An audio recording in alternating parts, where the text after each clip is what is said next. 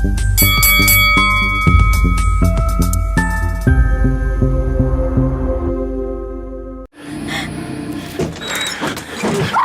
mo, nandigang babae ka! Ha? Baby! Ano, masarap ba? Tama na, baby! Masarap ba sa kama ko? Tama na!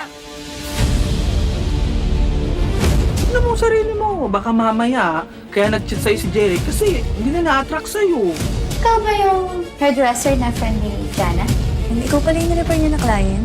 Kung kailangan mo ng kakwentuhan, tawagan mo lang ako. Hanapin ng isa't isa, diba?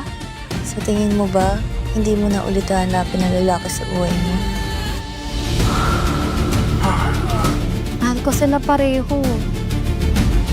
Hindi pwedeng dalawa yung mahal mo.